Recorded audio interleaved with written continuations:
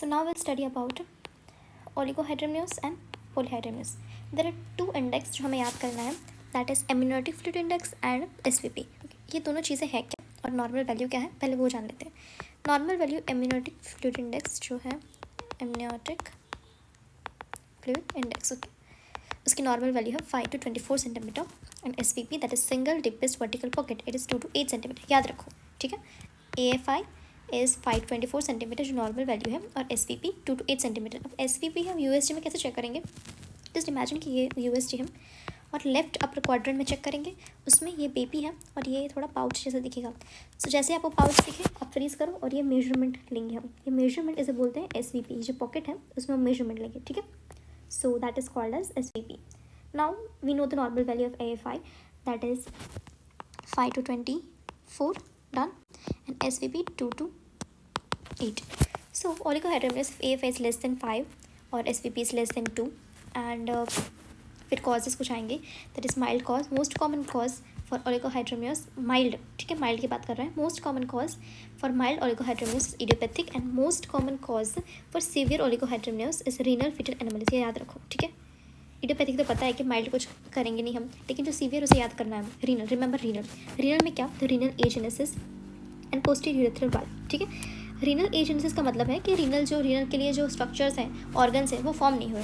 और posterior urethral valve मतलब जो यूरेथ्रा का टिश्यू है वो कहीं और पे प्रेजेंट है, ठीक है. And due to that there is obstruction, outflow obstruction. Renal, there are other few causes also. Causes, there is decrease in urine output.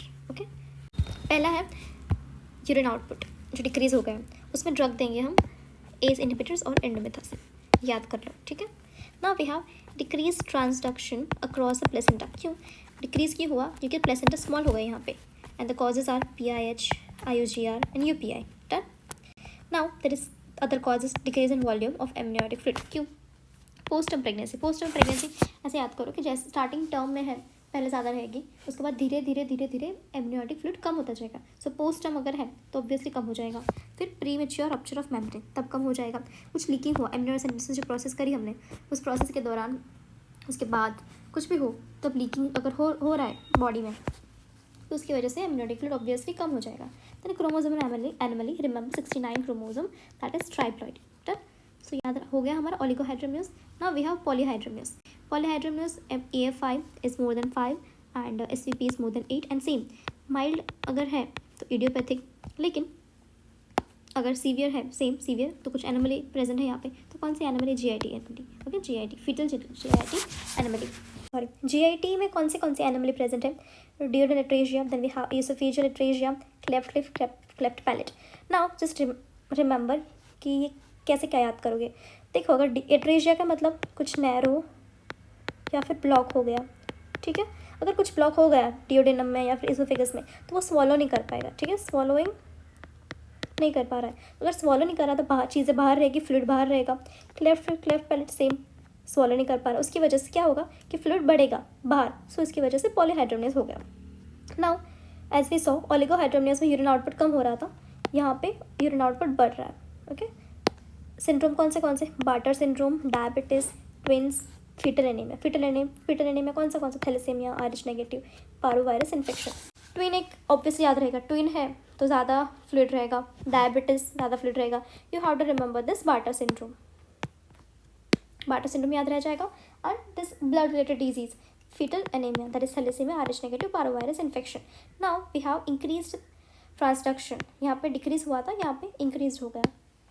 And also placentomegaly is present, obviously placentomegaly होगी यहाँ पे.